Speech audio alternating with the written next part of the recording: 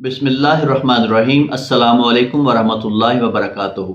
नाज़रीन, चंद दिन पहले एक वीडियो की थी कोल्ड थेरेपी या क्रायोथेरेपी के बारे में, यानी ठंडे पानी से गुस्ल के बारे में। तो मिला जुला फीडबैक मिला। कुछ लोगों ने तो वीडियो बहुत पसंद की, लेकिन चंद ऐसे भी थे जिनके नज़दीक ठंडे पानी से नहाना मुज़र सेहत हो सकता है। इनका नुक्ता नज़र मुशाहदे और चंद सुनी सुनाई बातों पर बेस करता महसूस होता है। अब नॉर्मली अगर देखा जाए तो मुशाहदा वाकई में यही कहता है कि ठंडे पानी से नहाना, और वो भी इस सर्दी के मौसम में, बेवकूफ़ी ही लगती है। और क्या ज़रूरत पड़ी है कि अच्छा भला गर्म पानी हमें दस्तयाब है तो हम ठंडे पानी से नहाने की ये तकलीफ़ क्यों बर्दाश्त करें। बादियों नज़र में अगर देखा जाए तो बात भी दुरुस्त लगती है कि भाई क्यों बिला वजह अपने आप को तकलीफ़ दी जाए, जबकि अल्लाह ताला की तरफ से अच्छी खासी एक नेमत गर्म पानी की शक्ल में दस्तयाब है। आज की वीडियो में इस पर बात होगी कि आखिर ठंडे पानी से नहाने की तकलीफ़ क्यों बर्दाश्त की जाए। आप देख रहे हैं आगही साइंस एंड हेल्थ, और मैं हूं इरफान। तो चलें आज का व्लॉग शुरू करते हैं।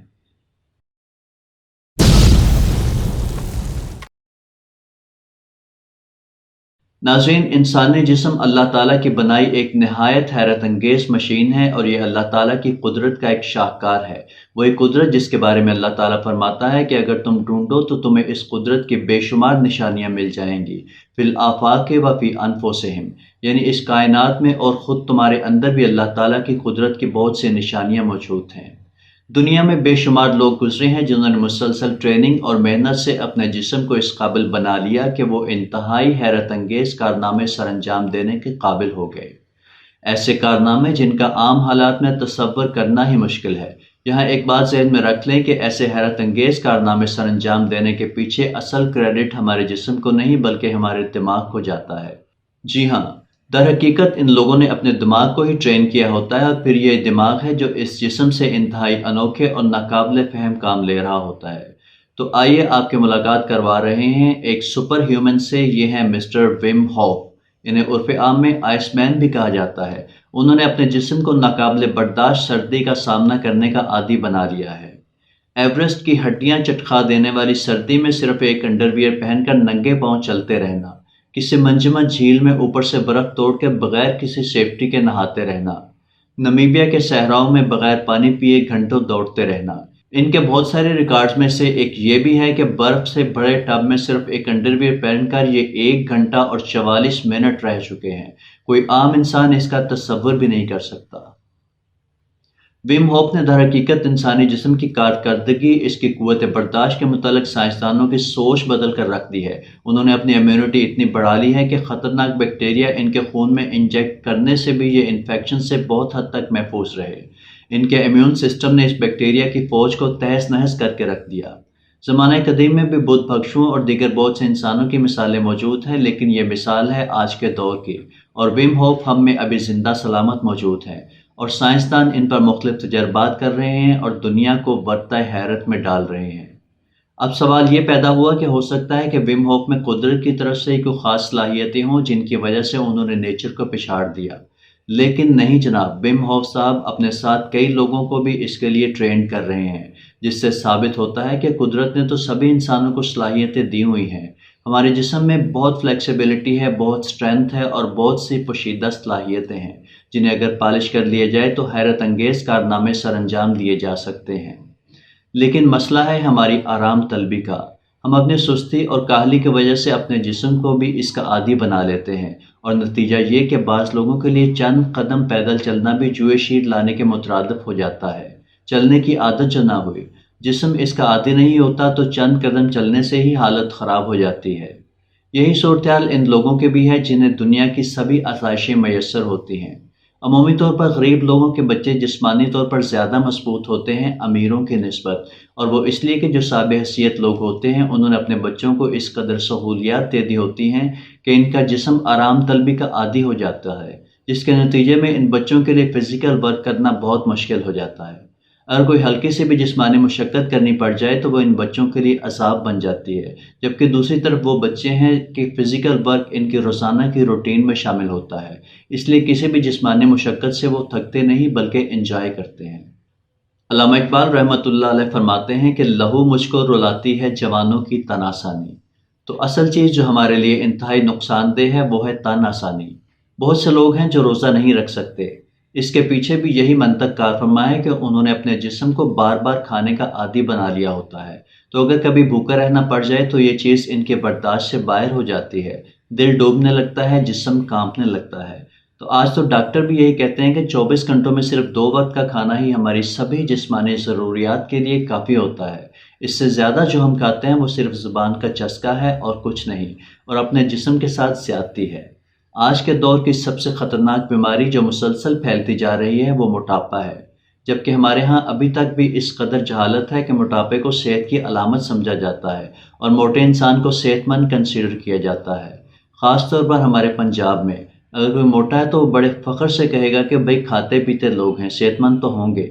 یہ تو رہی بات موٹاپے کی، اب ایک موقف دوسرا بھی ہے، اور وہ بھی اس سے کچھ کم نہیں، جیسا کہ کچھ لوگ یہ سمجھتے ہیں کہ اگر ان کا وزن کم ہے تو وہ صحت مند ہے۔ اب ایسا بھی نہیں، وزن مقررہ حد سے اگر کم ہو تو وہ بھی صحت کی علامت نہیں۔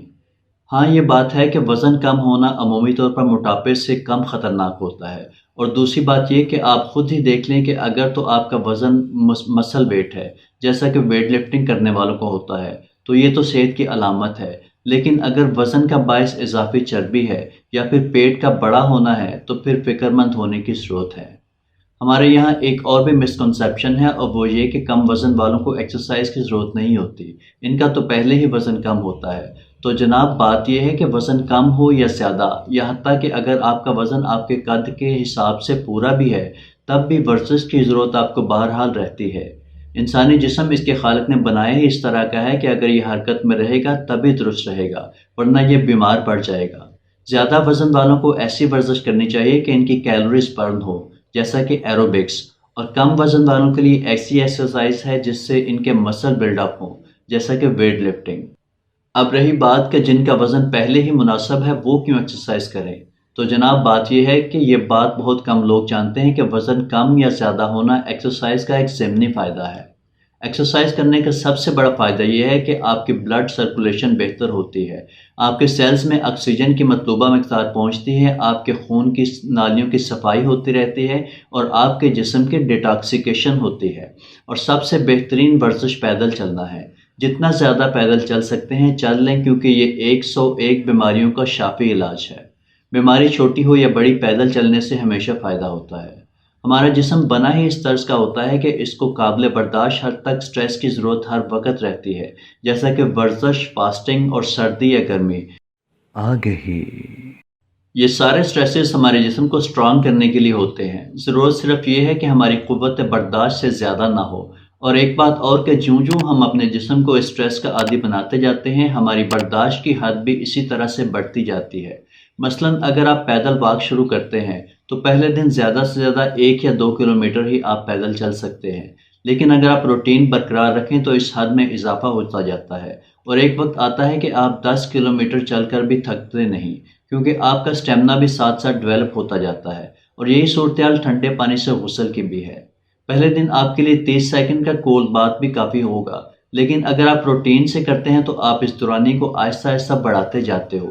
اس طرح پانی کا ٹیمپریچر بھی شروع میں کچھ لوگوں کے لیے 20 ڈگری سینٹی گریڈ کا پانی بھی بہت ٹھنڈا محسوس ہوگا، لیکن وقت گزرنے کے ساتھ ساتھ جب آپ کا جسم اس کا عادی ہوتا جائے گا تو 5 ڈگری پر بھی آپ کو سردی محسوس نہیں ہوگی۔